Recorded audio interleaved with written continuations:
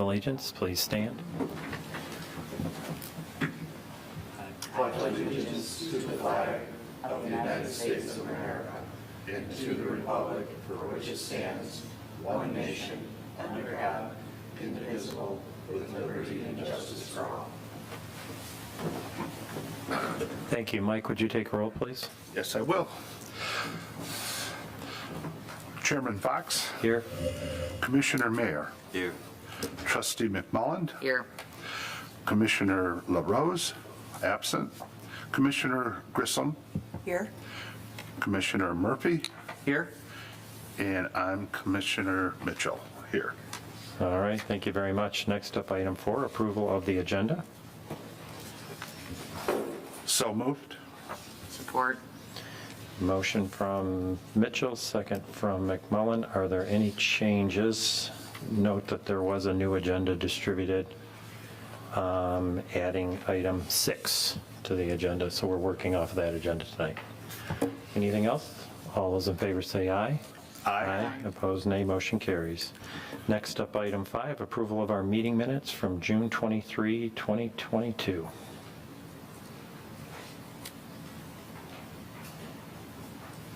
I make a motion to approve our meeting minutes from June 23rd, 2022. Support. Sue Grissom, Tom Murphy. Any changes to those minutes? All those in favor say aye. Aye. Opposed, nay. Motion carries. Next up, item 6, we have a visitor from the Livingston County Planning Commission. Anyone here? Hi. Come on. Should we, Go ahead. I'm trying to call her to see if she's on her way.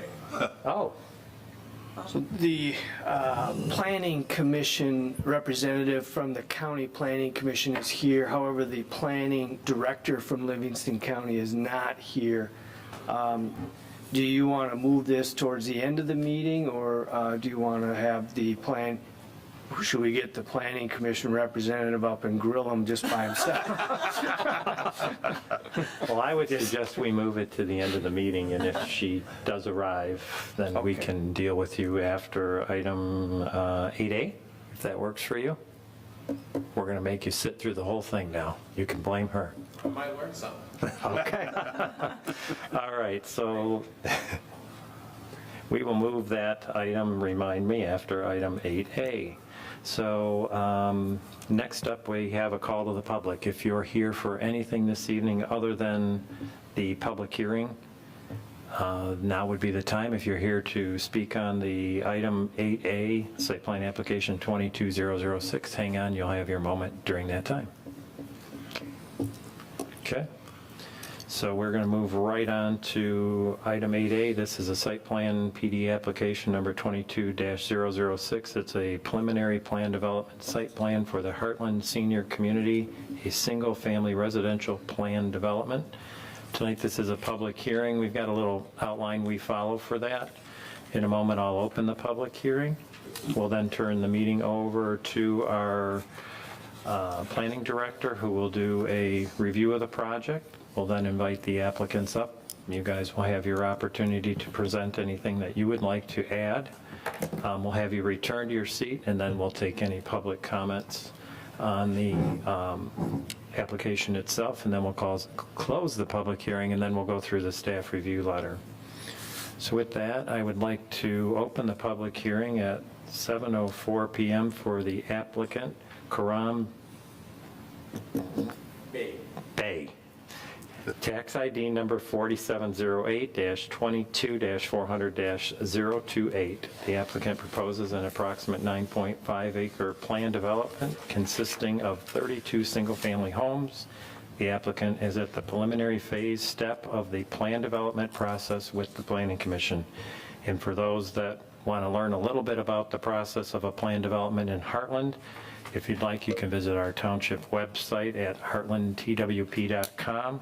Click on the Planning and Zoning Department, and there you will find Article 3.1.18, which is page 3 through 38, and that's the whole process that this applicant is going through, and it will help you better understand where they are in the process. And just for the record, all of our public notice requirements for this public hearing have been met. So with that, let's turn the meeting over to our planning director, Troy Langer. Thank you.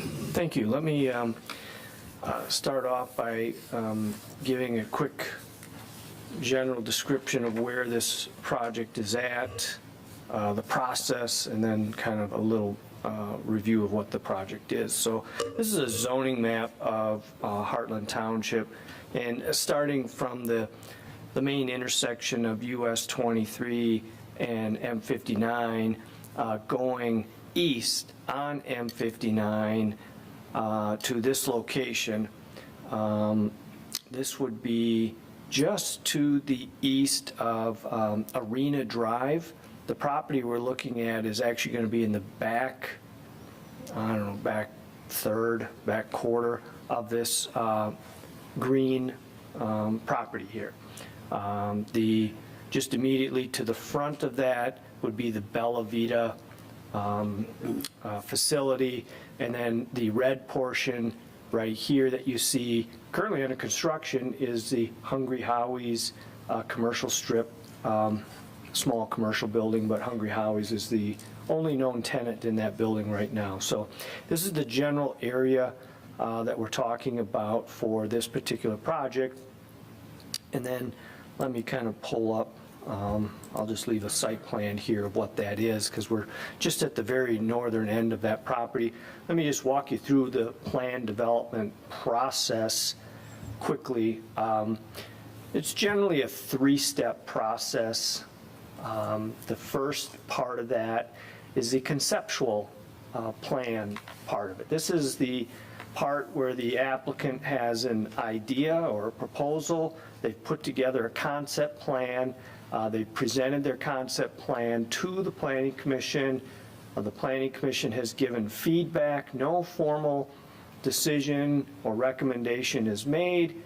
Then the applicant takes that concept plan and also goes to our township board. Again, the township board provides feedback. No formal decision is made at that point. And at that point, the applicant weighs those comments and decides whether or not to move forward with the project. In this case, the applicant has gone through that process of conceptual review and has elected to move forward with the project.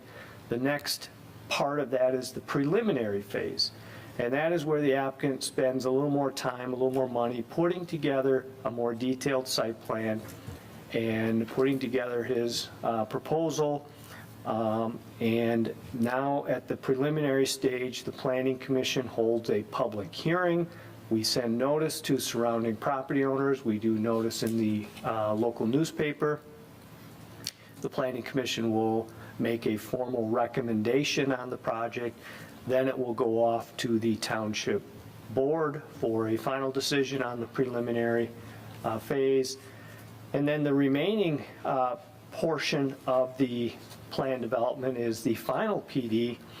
And at that point, we're pretty much done looking at the site plan.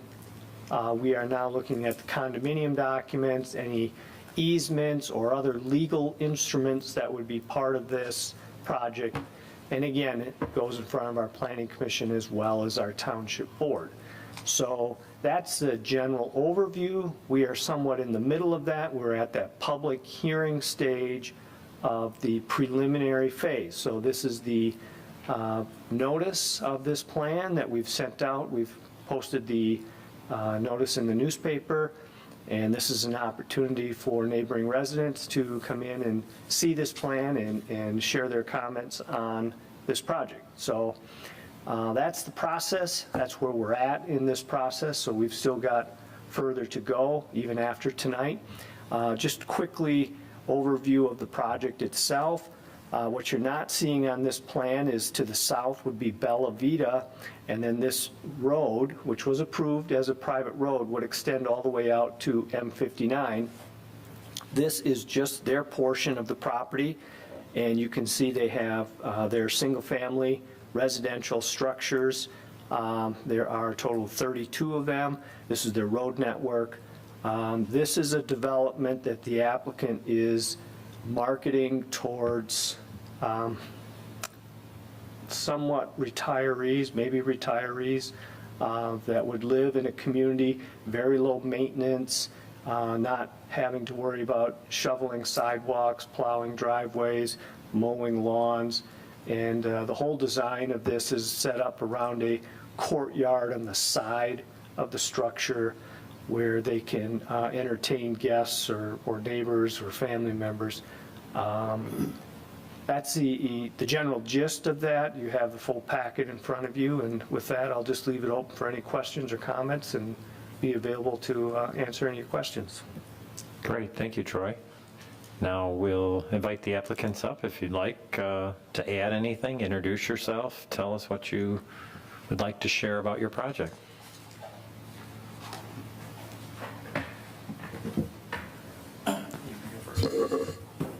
Good evening, Steve Peck with Epcon Communities. I'll just do a quick intro just to kind of reiterate. I know this is our third time here, so we've heard enough about it for the most part. But just to reiterate, again, these are detached for sale senior 55 age targeted homes. They will be a combination of solid surface hardy materials with some masonry on the front, as you can tell by the color swatches in your packages. And we are, that's really about it on my end. We've half the staff report. David, is there anything we need to address? Nothing that we haven't addressed in the letters provided to the planning commission at this point. You know, the biggest step, I think leap we made since the last time we was here is coming to an agreement in terms of that secondary access, which was a big part of that last meeting. So we have an agreement with the hockey arena, and looks like we've got a resolution there, which I know was a large concern for fire department and staff. Otherwise, we're here for questions. Okay. All right. Anything you want to add? I think Steve covered it all, but again, from Big with Big Development, like you said, 32 units for sale, catering to the active adult community. Seems like there's a need for it in Heartland, with almost 55% of the population very close to 55 plus. So we'd love to fulfill that need, and we are open for questions if there are any comments. All right, perfect. We're going to have you, because it's a public hearing, we're going to have you guys return to your seats, and then we're going to see if anybody in the audience would like to participate, make any comments in regards to this particular proposal. Doesn't look like it, so don't get too comfortable. Anybody? Okay. Come on back up. Sorry about that. That's okay. So we are going to close the public hearing at 7:13.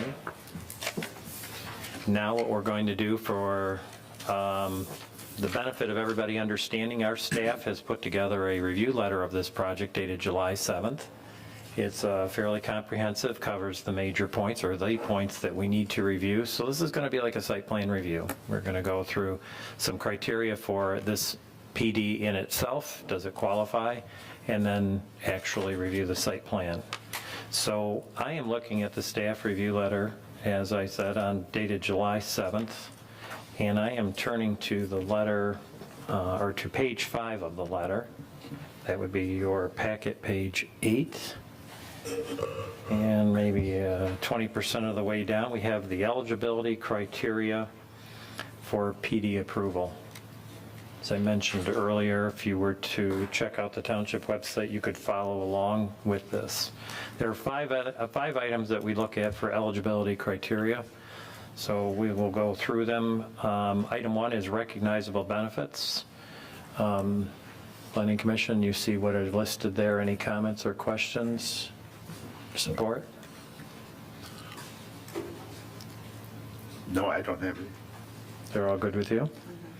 Okay, we'll take a look at item 2, which is the minimum size, as was mentioned. This is a 9.5 acre site. We typically don't see PDs less than 20, but they have requested a waiver. We have, in my years on the Planning Commission, done many less than 20 acre PDs. We have Walmart, Chase Bank, Village Manor, so it's not uncommon, but they are requesting the waiver of size.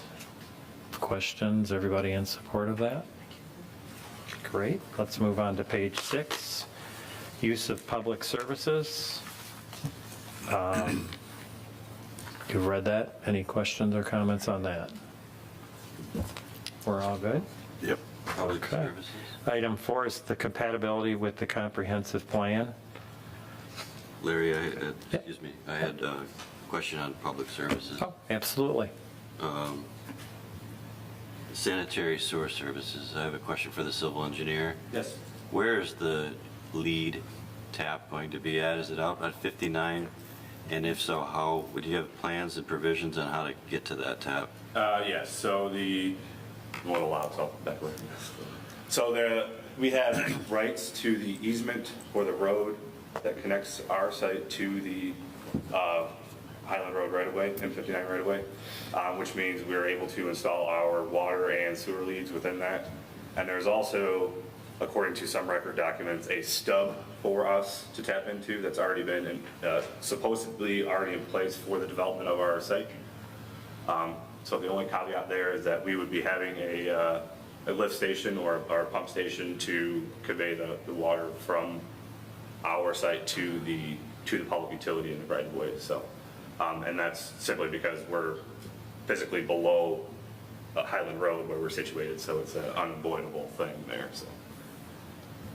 All right, so you plan on installing the 1,192 lineal feet of force main Yes. through that easement, which you have permission? Right, we have we've already investigated that private road easement entitles us to utilities.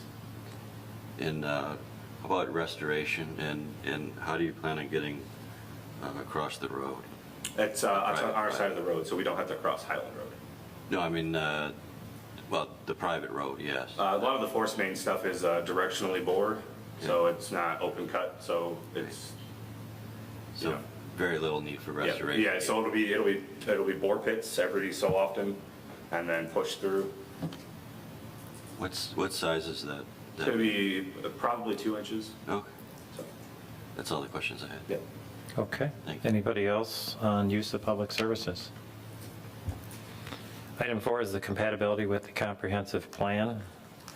Everybody pretty much in agreement that this proposal is in agreement with that?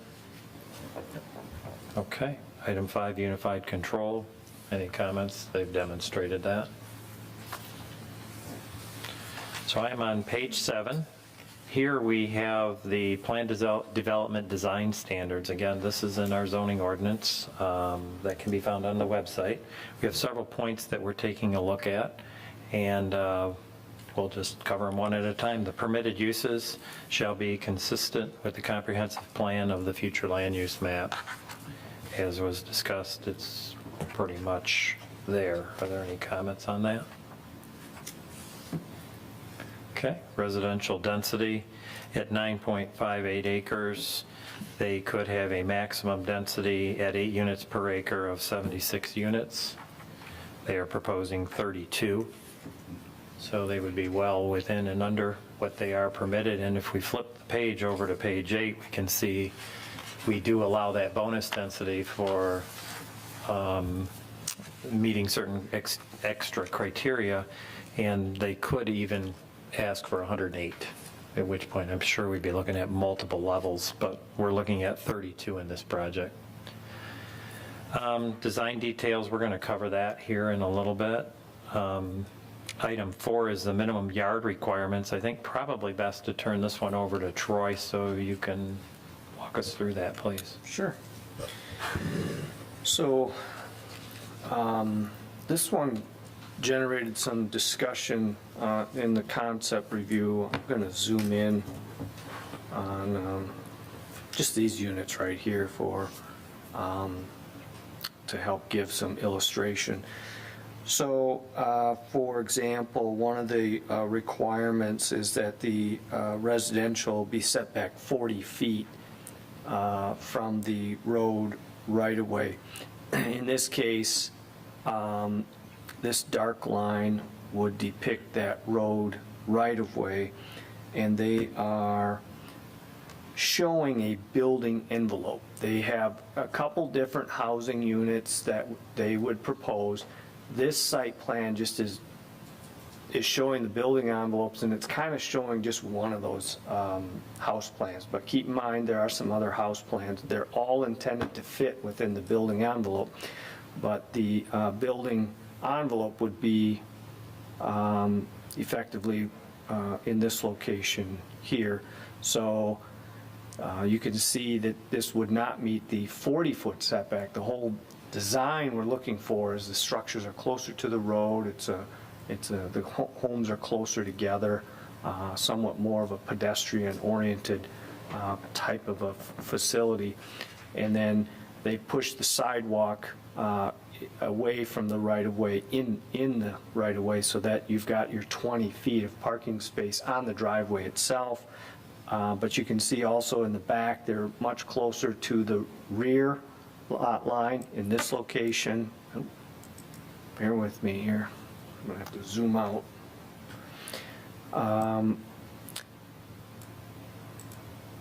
And then also on this west property line, you can see they're somewhat close to this property line, much closer than the normal setback. Again, the PD allows for variation in that.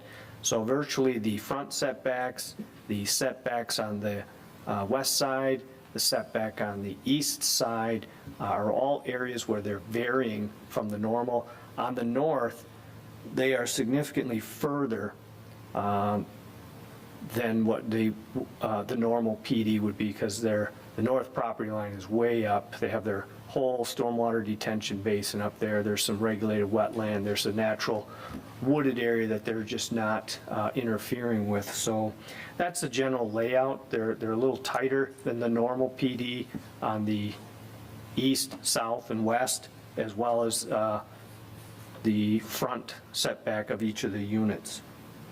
That's just a quick overview of what's going on. Any questions or comments on that? For those watching, your moment will come a little later. For those that this is your first time here or first attempt at seeing this project, we have seen this project before, so some of the information or some of this is very familiar to us, because as Troy had mentioned, this is a multiple step process, and they're to the township now for the third time. So we are aware of most of these items. Any comments from the Planning Commission on that? No. Okay. Distance between buildings, number 5. Maybe Troy, since you've got that drawing up? Yeah, so during the conceptual review, the buildings were actually closer together. And one of the comments from the fire authority was the concern of those units being so close together, and had even suggested possibly a fire suppression sprinkler system in the units. As part of the conceptual review, the Planning Commission asked the applicant to work with the fire authority as well as planning staff to see if there was something that could be done. And ultimately what was done is, through that meeting, is they bumped the buildings further apart. So previously in the conceptual review, they were 10 feet apart, so they were 5 feet off of the property line, common property line between the units. They bumped them so there's 15 feet between the structures. They're 7.5 feet off of the property lines, but yeah, that's just letting you know that. The fire authority has looked at it based on the building materials that they are proposing with this. You see their letter in support of the project. Part of that also was a secondary means of access. You see the plan has a potential emergency access to the ice arena facility to the west. It's not really a building setback issue, but it was all kind of related as part of that discussion. Any questions, comments on that? I have one. Sure. So in general, is the building outline, does that include the rough overhangs? It's the physical building footprint. So it's wall to wall? Yeah, it's exterior wall to exterior wall, 15 feet, which is, the building code is actually 10 feet. So we are 5 feet farther than the building code, and we're providing more flame retardant exterior finishes to mitigate that as well. And we had talked about that. I was just curious if the envelope was wall to wall or if it was The building footprint is what we call it. footprint. Okay. Yeah. Okay. Anything else? No. All right. Item 6, building height. Obviously, they're well under 35 feet. Parking and loading. Troy had mentioned the driveways and the distance from the back of sidewalk to the garage being 20 feet, providing 2 parking places there along with the 2-car garage. The requirement is for 2, so we're sitting very well there. Any questions, comments on that? Landscaping, we're going to get a hold of that in a moment.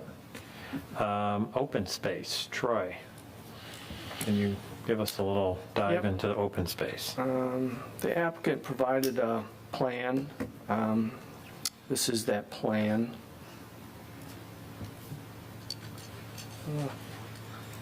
So, the PD developments typically have a minimum of 25% open space, something that the township tries to achieve. And then that's broken into 2 types of open space. One is usable open space, and then the other would be, and it's not defined, I guess I'd just call it regular open space.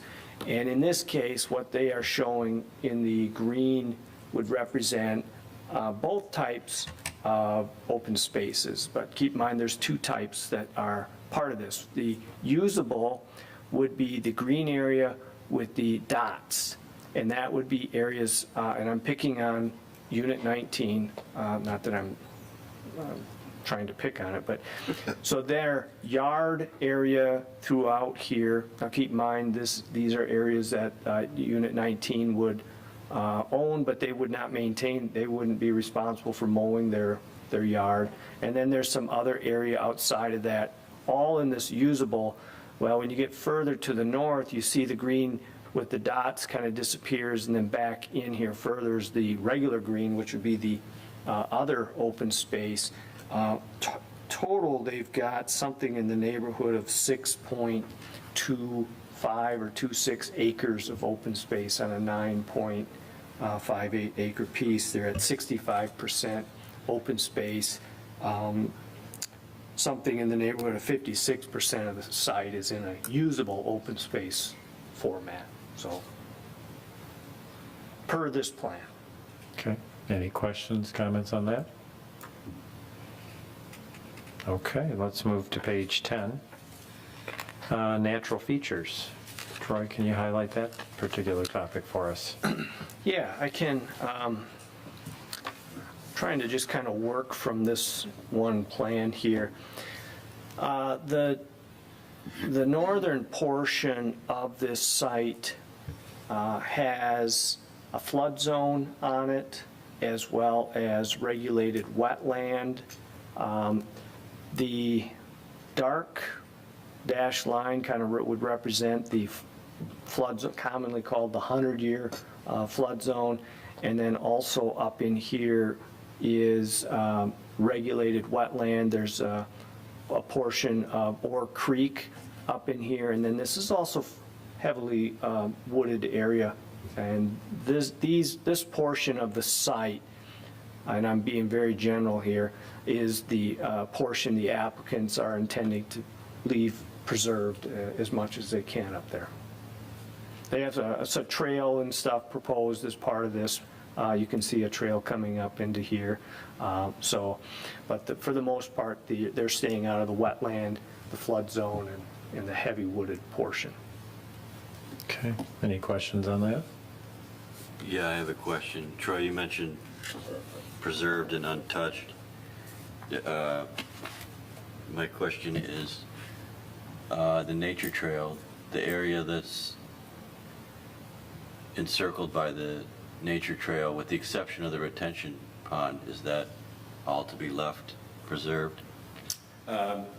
In general, we're only grading where we have to, so only within, say, the lots of the houses and within, say, the detention basin to physically dig it out. We are looking, and I've specifically laid out the detention basin to avoid what I would consider landmark trees, like larger trees in general. So we're only touching what we have to in that area. And so and also through the landscaping plan, we're proposing some more perimeter trees in areas and such. So yeah, mostly undisturbed between, say, the homes and that shape that is the detention basin up there. So Great.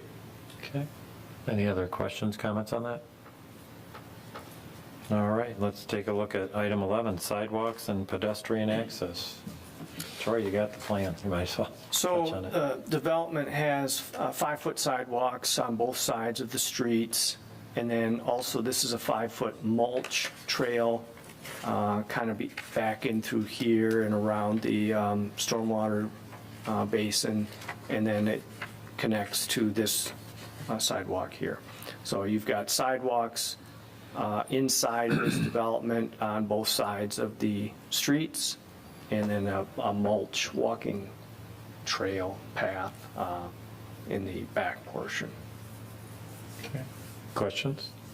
I know we brought this up before, and I can't remember why, but there's no sidewalk out to M59, and that was earlier kind of decided along that road that goes from the properties, not to have a connection to M59. You're talking Yeah, from... to leave the community and walk Yeah. out to M59 along, like a sidewalk along the road. Yep. I know I asked that before, I just can't remember why we're not connecting. Well, there's no, it would just basically, if Yeah. you would just, assuming you follow that logic, Sure. it would come down here and it would just Stop at their end. property line. Yeah. And earlier, when we approved the Bella Vita and whatever, we just never really No. got that through or something. Yep, there was no requirement of a sidewalk on the Bella Vita site to the south. That's a care facility. Sure. A memory care facility. A portion of that was designed to be locked down where those Yeah. people couldn't be out walking. But the other parts, they could walk and our Well, goal- actually, the owner of that is here. He could probably Yeah, answer it just more trying to remember. depth. But Well, I can add also, I think on the Bella Vita originally, if my memory is correct, there may have been a thought that there could be a second facility behind the first facility I see. versus this. Sure. I believe, if my memory is correct, there was the potential of that happening. There was nothing presented to that effect, but I think there was a potential for that.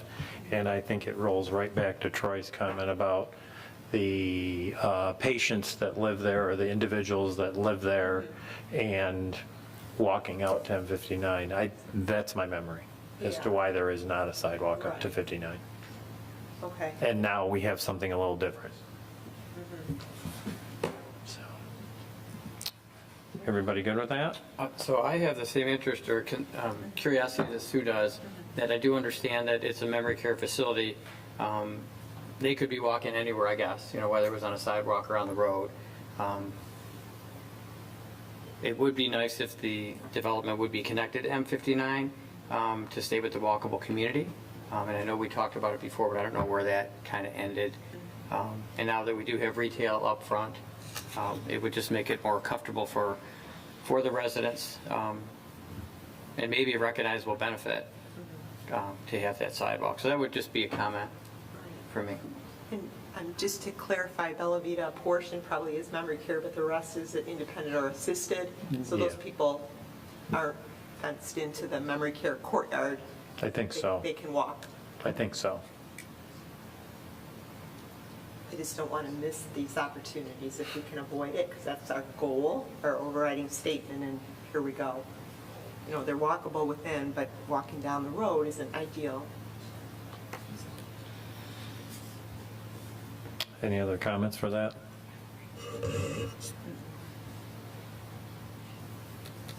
I agree with both commissioners.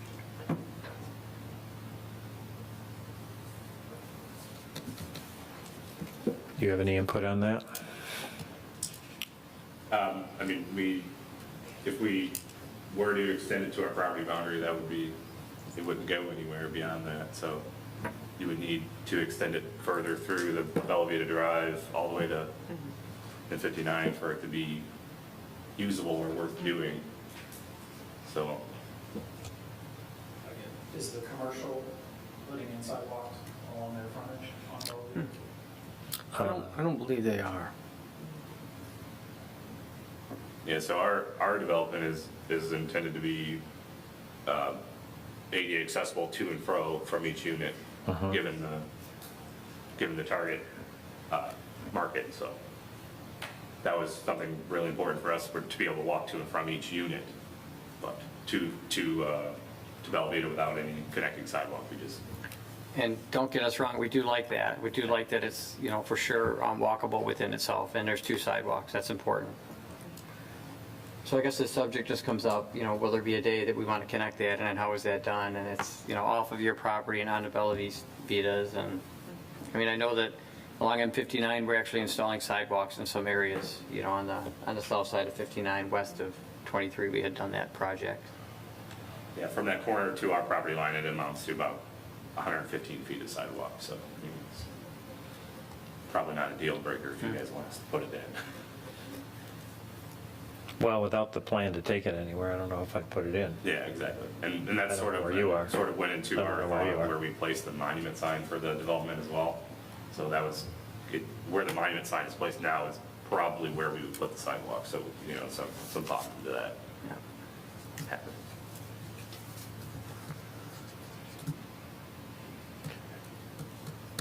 So, Okay. Yeah. No, I just wanted to, maybe for the next project, just to be more aware when we start to do this, and we see the master plan, we try to talk about that, and I know we had, but here we are. So I just wanted to bring it to our attention. okay. Now we're on to the next phase, the third phase of the meeting tonight, which are the requirements for the preliminary review. We've got a few items to touch on here. We've got sewer and water. We have an outline, or we have a letter there. Any comments on the sewer and water issues? I know that, Jim, you brought up your comment, and you're satisfied with that answer? Yes. Okay.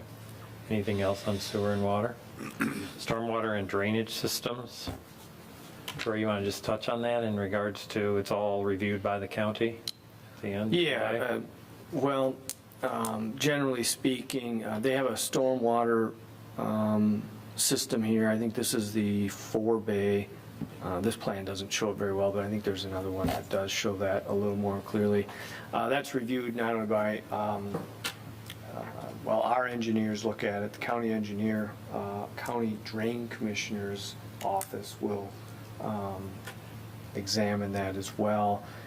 Generally, though, the detailed stormwater calculations and the details are handled at the construction phase of it, but I don't believe our engineers had any concerns with that item.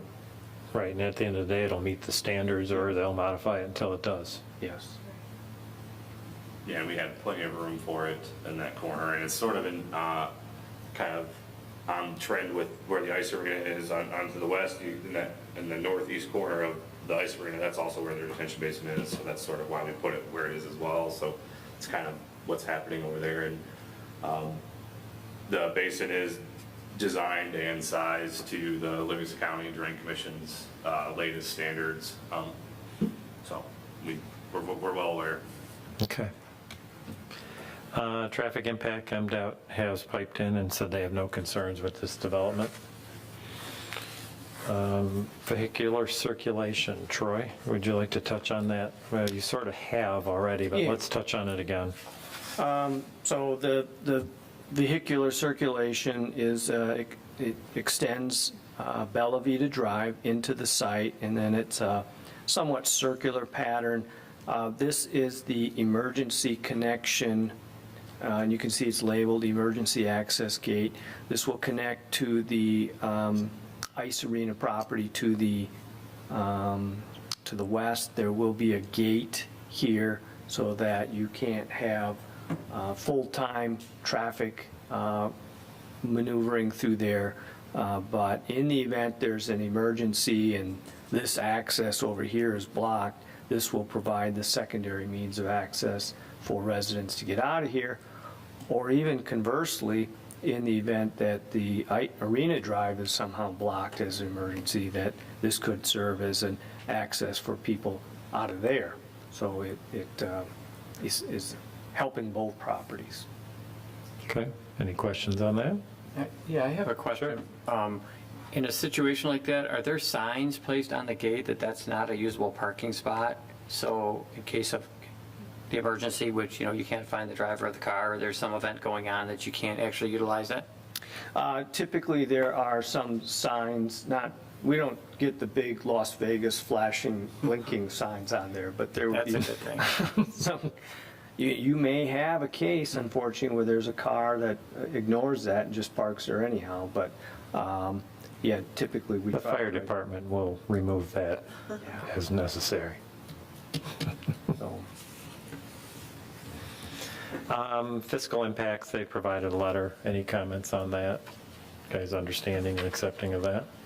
Yes. Okay. Landscaping. So let's talk about canopy trees along the internal roadway. Okay, so when you read the letter, it talks about what the spacing in our ordinance is like 30 feet on center. Recently, we had a meeting kind of fine tuning and trying to improve our ordinance. Talked about 35 feet on center.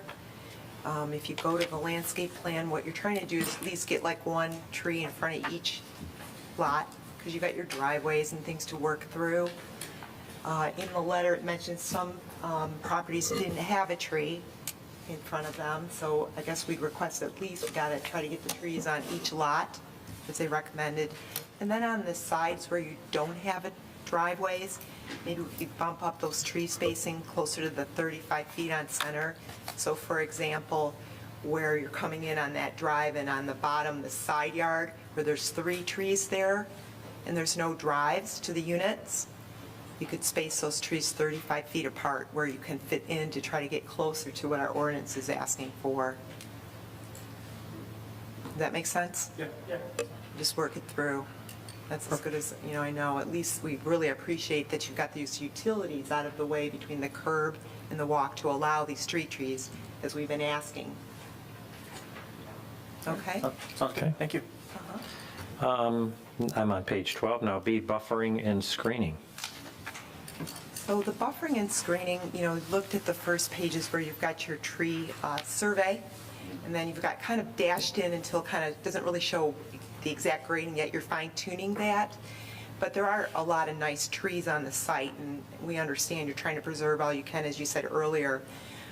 For example, on the west side, right where you're putting in your detention basin, look like there's a few trees maybe when you get into your grading a little further that you could keep, because there's oak trees and some really large mature trees. Maybe you could all have saved 3 over there, but if there could be an effort made. Yeah, I actually deliberately picked out some of the larger trees when I laid it out, and where the basin kind of makes an L shape in that area, I think one of the largest trees were there. Yeah, that was, noticed I think that. it was like a 30 or 40 inch oak Sure. tree there. So little clusters of large trees, and as well as towards the kind of where the trail goes north and then goes west. In that area was some larger trees as well, because I had looked at locating the basin in numerous places in that space. So, yeah. So it's got that really natural look through there. You're trying to work through that too, and you're trying to preserve the trees. Even the shape of the basin, I know economical, it's great to, our ordinance talks about more of an irregular something.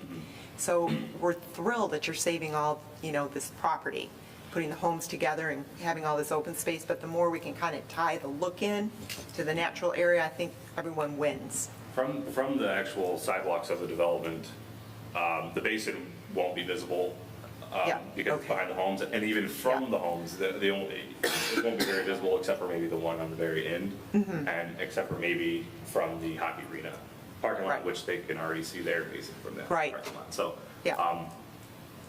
the space is more about economy of space rather than. Okay, all righty. Just trying to be sensitive on that next level. Yep. Screening on the east side between your lots, it's pretty tight there. You're showing, I think, graphically some type of maybe evergreen trees there. when I looked at the legend, I don't know that you have room for the evergreen like a normal, like a spruce tree or a pine tree. You might have to kind of think about how to do that a little more selectively. Maybe it's a combination of some more narrow evergreens and canopy or something, but I think Hedgerow or something. yeah, and maybe just informal since everything is natural there. And then maybe there's canopy trees put in with it, just to try to, again, blend with what's on the east side, very natural. So just a comment, graphically, I don't feel like you're gonna be able to fit in a spruce or that, but maybe let's work that through later, how to provide some screening. You don't have a lot of room, but also kind of tie into the environment along that edge. That makes sense? Yep. Okay. You're good there? Everybody else good with that? Yep. All right, let's talk about the retention area landscaping. Everything in this letter says to be determined, doesn't it? It does. I told you I don't that. like this. So the detention, right now, if I read correctly, you're not putting any trees or shrubs or any of our, kind of our requirements that we ask for. I mentioned that we've been kind of updating our ordinance to try to minimize some, where you've got a lot of shrubs and then it becomes weeds and on and on. But I do recommend that we get some more back of the trees that have been lost in that area. So if we could at least meet the larger tree, like the canopy tree requirements around that pond, I think it would just blend in a little nicer, but we won't go for the ground cover. You can just do the field grass or whatever you're keeping out there that blends in with the natural meadow lawn, whatever, and we're not going to go after you for the shrubs. But if we could just get some trees back that we've taken out to blend in, I think that would be a good compromise, if you guys agree. Yep. You guys all right with that? Okay. Just some other site details, notes, irrigation. The lots are all irrigated. They're the individual homeowner's responsibility to maintain that, correct? On irrigation? Yeah. Is it? It's all irrigated by individual. Pardon? Yes. What we said is going to be on the owners. Yeah, it's not going to be master meter controlled by Right. each individual unit wise. Oh. Option for sprinklers, yeah. Yep. Yep. Monument sign, Troy, would you mind touching on that for us? Yep. I'll use this plan here. Normally, we don't, signs are just subject to the regular zoning sign regulations, but in this case, with respect to the location of that, it does require at least the Planning Commission to approve that. This is the sign, proposed sign location. It's within the right-of-way. So normally, the sign regulations require it to be set back 10 feet from the street right-of-way. In this location, they couldn't comply with that. So they proposed it to be located within the right-of-way in this vicinity here. So that is something that needs to be part of the plan development waivers, if you will. Everyone okay with that? Would there be a standard offset distance from the edge of the road to the edge of the sign? Is that something that would be covered then? No, there's no standard for that Yeah. because the standard is 10 feet from the Yeah. right-of-way. So once you're in the right-of-way, you're kind of no longer in standard land, if you will. I just wonder what's reasonable for, let's just say, cut lawn, or if there's landscaping around it, depending on where that lays. The snow that might be piled up right into the face of the sign, just kind of things like that. Maybe we Yeah. want to kind of keep an eye on or keep a handle on when that's placed or designed. Okay. Any other comments on that? I have a question for landscape screening.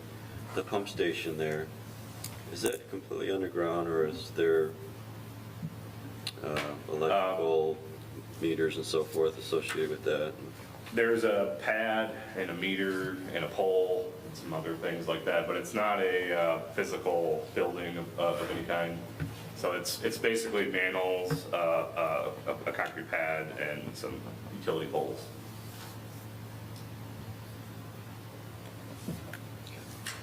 Okay with that? So we're working on developing the design of that. So if it does end up becoming something that would be, you know, like any type of mechanical equipment that we could propose or provide some screening, either plants or, you know, fence or whatever it needs to be in that case, so. Okay. So I am on page 13 now. We got no street lighting proposed. The yards will be lit by the garage lighting. Architectural building materials. Troy, do you want to put the brochure up there again? And So this is an example of one of the, this one has the loft unit, or if I'm calling that correctly. Not all of them have this dormer here with a room up there. And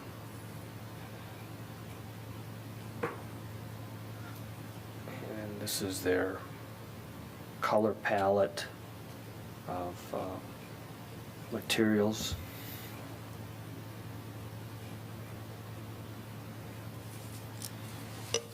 I don't know, I'm not sure if there's anything in particular you were, no, just figured you had it, so. yeah.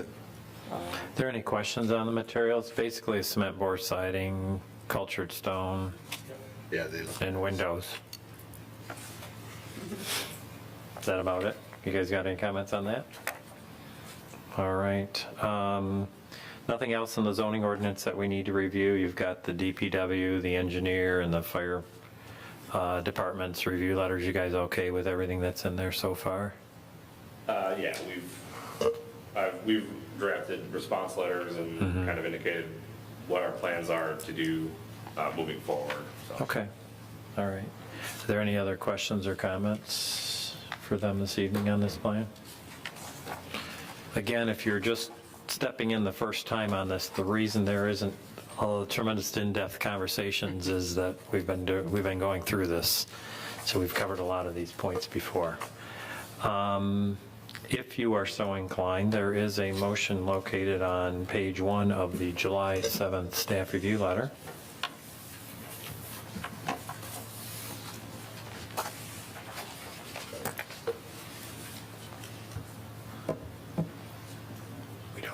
We don't have our big reader here tonight. Move to approve site plan PD application number 22-006. The preliminary plan development site plan for Heartland Senior Community, subject to the following conditions. Number 1, the preliminary plan development site plan for Heartland Senior Community, the SPPD number 22-006 is subject to the approval of the Township Board. Number 2, waiver request on the minimum lot size requirement for a plan development being less than 20 acres is approved.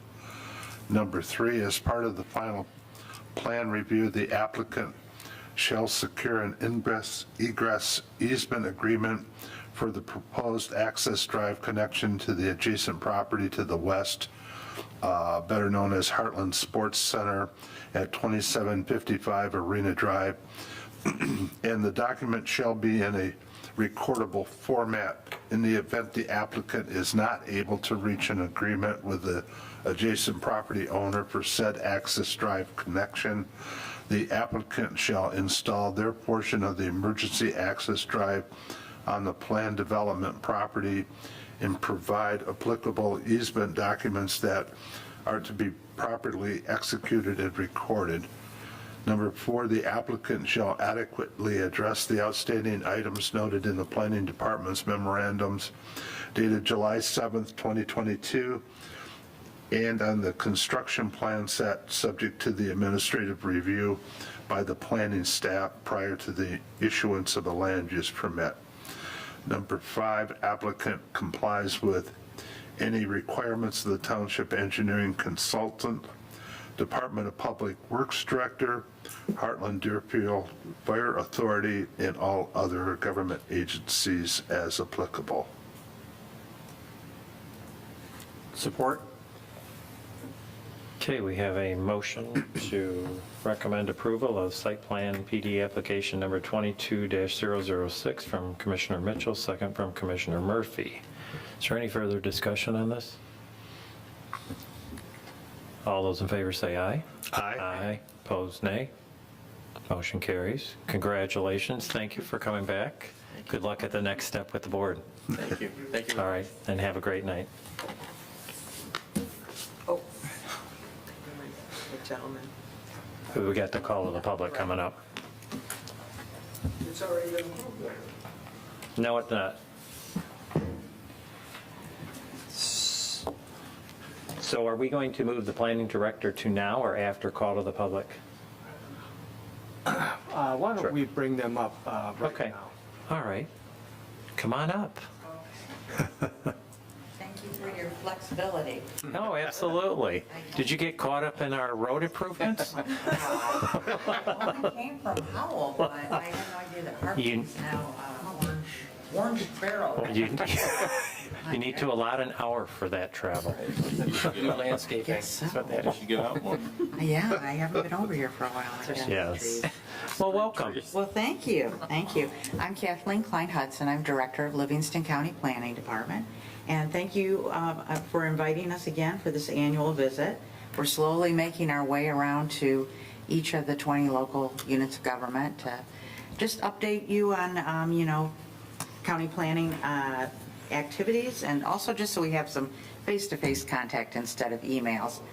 You probably get a plethora of emails from me, like news blasts and brown bag lunch invites. If you're not, then something's wrong and I don't have you on my list. But you probably see my name quite often. And with me, I have Paul Funk, and Paul Funk is one of our newest Livingston County Planning Commissioners. I'm going to give him a moment to introduce himself. Well, thank you, Kathleen. Good evening, everyone. I serve on the 7-member Planning Commission for the county. We're appointed by the Board of Commissioners. We have, similar to the townships, 3-year terms. We try to have people from around the county to get a local flavor, a geographic perspective. And we also try to have everyone serve as a point of contact within a number of community segments. For example, those are transportation, commercial, residential, industrial, agricultural, recreation, and education. I was appointed in the spring of last year as a replacement, and my area of coverage is the residential representative on the Planning Commission. I also live in Osceola, to your west. Frequent Heartland, obviously, recreationally, socially, shopping. I mean, it's a great community. I've been in and out of Heartland for probably 25 years doing things. I moved to Livingston County in 2020. So that's who I am. But the County Planning Commission, we have state of Michigan statutory responsibilities. I'll skip a lot of that technical jargon. We make advisory recommendations on plans that come from the townships and the local community. We meet the 3rd Wednesday of every month at the county, and we send our reviews and recommendations back to the township Board of Trustees for their final recommendations. Most of the time we see very excellent plans, very well thought through things and so forth. Occasionally there's something that we might have a perspective, and we would send it back with some suggestions or recommendations. Usually it's not a very hard no kind of a situation. It's more like, have you considered this? We also get involved in the county master plan, which is a guide for the county in various areas of planning. And we are very intimately involved in the capital improvement plan process for the county. We recently just approved our recommendations that went back to the county staff and the Board of Commissioners for their review. And that gets into everything from buildings and infrastructure and the best ways to use some of these big funds that are coming from the federal level and the state level. So with that, I'll pass it back to Kathleen, and certainly appreciate the opportunity to see you all tonight. Thank you. Thank you. And just to expound on that a little bit, we are still meeting hybrid style. So most of our visitors are attending via Zoom, and we are there in person. And Troy has participated in our meetings. I think you were there in person. Yeah. So that's been actually a very great way of having more participation, I think, in our meetings. But we do invite each of the local communities to attend the meetings. If they have an amendment, a text amendment or a zoning amendment, we notify them a week before the meeting and ask that they attend and help us answer any questions that the county planning commissioners might have. And then the day after the meeting, we do send out our draft meeting minutes, the staff review, and the agenda to the clerk and to any planning and zoning staff. And then just in terms of, I wanted to tell you real quick about 3 projects we're involved in. One has been our broadband study. And earlier this year, we had a citizen-driven survey and a speed test project that was undertaken to identify areas of the county that are underserved or unserved, and in terms of broadband connectivity. And right now, Livingston County government, primarily our IT department, is looking at that study and trying to create a plan, a mapped plan for access expansion, potentially with the county's ARPA money, the American Recovery Plan Act funds. And if you want to read more about that project, both of the initial studies are on the homepage of the Livingston County website. There's a Livingston County broadband assessment and a Livingston County executive findings report. Very interesting. And then in February, our department released a new publication called High Quality Natural Areas Assessment. And this was a major update of a similar study that we had done in 2004. And our GIS capabilities had improved immensely since then. So planning in partnership with the Livingston County GIS department did this update where we identified, ranked, and mapped high-quality natural areas throughout Livingston County using a criteria that's established by the Michigan Natural Features Inventory, MNFI. And that gives a ranking of 1, 2, or 3 to natural areas throughout the county. Perhaps there is high-quality wetland or woodland on those sites, or maybe they're sites that are contiguous to state lands, metro parks, et cetera, that form a larger area of natural features. And we sent out that report to each township, and it's also available for free download, from the county planning website. But 980 high-quality areas were identified, and one of the nice things about having this be an update of a past study is that we have a trend analysis. So we found that there were 9,839 acres that have been lost in Livingston County during that time. And we have resulting maps for each of the 16 townships. So if you want the digital version of that map, we're able to send it to you.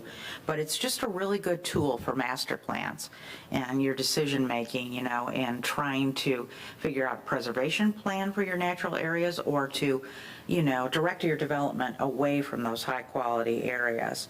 And then one of the really nice things about that is that since we have the GIS data, we're putting that on the GIS mapping gallery on the county website. So anyone can, use these maps and move around to locate areas and find out more of the criteria that makes that a high quality natural area. Seems good for Heartland, since you're friendly by nature. So we welcome you to look up that study. And then lastly, I just wanted to say that we're working on our 5-year update of our Livingston County Parks and Open Space Plan. We have a committee the Parks and Open Space Advisory Committee. It's a subcommittee of the Board of Commissioners. And I'm working on it with them. The biggest changes are including the 2020 demographics and also updating the whole area of the plan about Fillmore County Park in Genoa Township, because it wasn't even opened at the time, 5 years ago. So we're talking about the features there and what the future improvements will be in that recreation opportunity. But if you need any kind of inventory of parks and open space throughout the county, like you want to know a total number or something, please utilize that plan and pull whatever data you want from it. So anyway, I just want to let you know my door is always open. You can email, call me, and I'd be happy to help in any way that I can. Do you have any questions or concerns for us? Oh. I had one point I forgot, if I might. Another area that we get involved in as an advisory role is, for example, in roads and transportation, there's kind of an informal committee between MDOT, the County Road Commission, Howell Township, City of Howell, and we're in a conversation about involving Osceola and probably would want to include Heartland as well about M59. There was a tremendous study and a great group of people years ago and looked at that, but MDOT's, I want to talk how I perceive it, they tend to deal with, well, I got a problem here, I want to plan to fix that problem. Not so much, what are the 22 developments happening within a mile of M59 that over the next 5 or 10 years are going to drive 10,000 more cars on the road? And one of your neighboring townships was even discussing in the development of their recent update to the master plan, the possibility of even doing a moratorium along that stretch until MDOT makes a decision. I'm not here to say that's going to happen, but traffic flow across M59, starts in Oakland and carries through your great community and so forth. We need to be sharing and dialoguing and so forth. You know best what's happening here with your developments. Osceola knows theirs, Howell knows theirs, and so forth. So that may be something that comes, I suspect that would come in through Troy if it's a formal request to get involved. We've met 5 times maybe. They've all been by Zoom, hour and a half. The planning consultants from MDOT are there. I mean, they take a look at it. They're looking at the metrics of the developments that they know. But truly, the townships know, you know what's a year out, 2 years out, 3 years out. They don't necessarily know that. Thank you. All right, thank you. Anybody have any questions or comments for him? Well, thank you for coming out. Thank you for dealing with our orange barrels. Drive safe.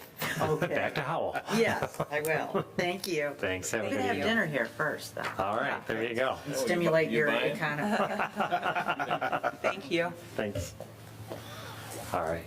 We do have call to the public. Sir, did you want to come on up, introduce yourself, and let us know what you're thinking. Hi, I'm Joe Fleischman. When you're talking about building this little subdivision, it's to the south of me. My lot line is their north lot line. Okay. And in the past, most of you are newer than the ice rink. When the ice rink was built, I went through a lot of issues with their dewatering. And I'd just like you to bring special attention to the way these people, if they have to dewater, I don't know if these are full basements in these places or not, or they're built on top. So They're slab. so hopefully they won't have to dewater, but that storm retention or detention pond that they got there, when they dig it, they may hit water because the groundwater it's right below the surface there. And it flows right into the creek. We've got a pipe that goes, well, if you were to put there, well, if I could approach her. If this detention pond right here is right next to the ice arena's detention pond, and they've got a pipe that goes from here to there because their detention pond doesn't satisfy the water requirements because of the non-permeable surface area on all the roofs and the parking lots, and it comes down that road, it shoots into their detention pond, and it goes right into the creek. Now, either the creek is important to us or it's not important to us, but something should be done. I don't know if there's a filtering device or something they can use on that, but my kids, my grandkids, my dogs, everybody's run through that creek at one time or another playing back there. And I think it's really important that we watch the runoff. And I hope they don't put a V8 diesel dewatering system back there like they did the last time, because I had to listen to it for a year while they were building. It was horribly loud. And I guess I just wanted to bring it to your attention. Okay. I have no qualms about having new neighbors. I just want them to be good neighbors. The Ice Reno is not the best. Now they're fine, but, okay, so it's all about the noise and dewatering. Okay. Please pay close attention to it. All Thank right, you. we will. Thank you, Mr. Fleshman. All right, we will move on, close call to the public, move on to planner's report. Troy, do you have anything for us? I do. This is a building elevation of the project commonly referred to as Dairy Queen. As you know, it's under construction right now. They are making some minor changes to the building elevations. I wanted to share those with you. Dairy Queen was in a little flux. If you recall, on this site, there are two buildings. One building would be just one tenant by itself. The other building had 2 units in it. So there was a little bit of flux as to which building was Dairy Queen going into. It's now been determined Dairy Queen is going into the westernmost building, which is a single tenant. So they're going to occupy that whole building. There's a drive-through lane there. That is on the plans that were approved. That's Unit 2. This is the building elevation for Unit 2 that was approved by the Planning Commission. They are removing one of these windows. It'll be replaced with brick that matches the building. And then on the Unit 2, on the west elevation, they are eliminating all of these windows. How Dairy Queen sets up inside, it doesn't work for windows there. So those are 2 changes that they're making on that. I wanted to at least bring that to your attention. So it'll just be brick that matches the facade that was approved as part of that. Everybody good? I'm having trouble visualizing your comments, Troy. So, See if I can't pull that up. You're having trouble envisioning what this building would look like with none of these windows there? Correct. yes, exactly. And so when you said in the beginning, didn't we approve, as I recall, the building structure was 2 parallel buildings parallel to M59? Yeah.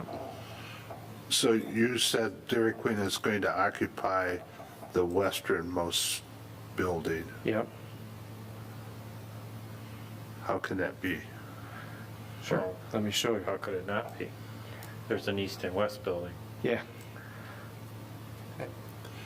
But Mike was thinking that it would be parallel to M59, the front building, we'll call it. Yes. That's where I think we're, So Mike, it's staggered like this? No, there's side. yes, the Instead of plan will like probably this. show us. Yeah, do you have a site plan there? I do. Okay. All right. It's not the best site plan, but this is the first one that came up. So what you have, Oh, okay. I was envisioning, okay. So M59 is to the north yeah, of the proposed structures. Okay, so Dairy Queen is going to be In Unit 2, in Unit 2, okay. So the western side, they're going to replace the windows with brick, Yeah. okay. Which really just abuts the side of Unit 1.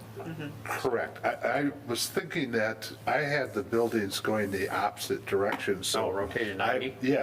So I was concerned that Oh. from M59, you would be looking at a brick wall, type of thing, and so, okay, I'm with it now, So with the same picture, if north is up, correct? yeah. yes. That means west is to our left. Yeah, you said they're going to be the Oh, western yeah, building. they're going to be this one. So they're the east, that's okay, no, it's just Eastern building. clarification. Yeah. Yeah, Boy Scout Okay. here. So that's the eastern, so they're, so Dairy Queen would be the eastern, the smaller building, Unit 2. Yeah. So it's in this elevation, they don't want any windows here. Okay, Okay, so between the buildings. Yeah. Because I'm with you, I'm having trouble visualizing a long, flat plane of a wall with nothing but brick. yes. Which we had, remember when we did the turn-in two here, we had a lot of discussion about what does the Oh. side of a long expanse look like? Different construction, but, so, Yeah, this is a tiny building, though. Yeah. This is 2,400 square feet. and there's 20 feet between the buildings, right? There's 20, There's more than 20 feet. 23 plus 6, 20, 30 feet or so. Yeah, and you're talking, 12, 11, 6. Thank just, you're talking, really, that side of the building is almost blocked by Unit 1 from M59. And all they're going to be looking at is the drive-through of the neighboring. Maybe just on the subject, and what, is there a change then to the eastern side of Unit 2?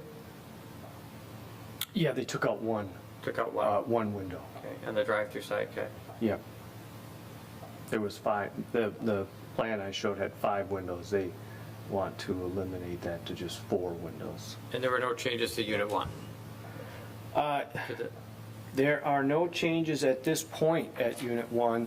They are in negotiations on this, and there might be changes in the future. This is shown with 2 units. There is potentially a tenant that is interested in the whole building. So they may take doors out or slide windows around on the front. But the facades are going to stay? Yeah. Reasonably, unless there's a door or a window bumped around, yeah.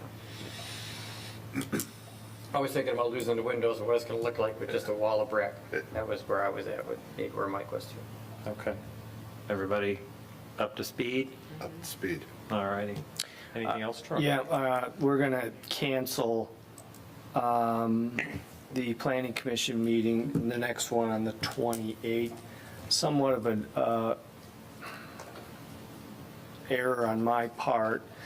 We do have that landscape ordinance that I could have put on there, but the noticing for such is, almost 30 days out. At that time, in working with a couple of projects, I wanted to leave that meeting open, so if those projects were ready to go ahead, that would be available. They are not going to be ready to go ahead. It is too late to have noticed the landscape ordinance at this point. I am going to just go ahead and notice the landscape ordinance for our first meeting in August. We can have a public hearing on that.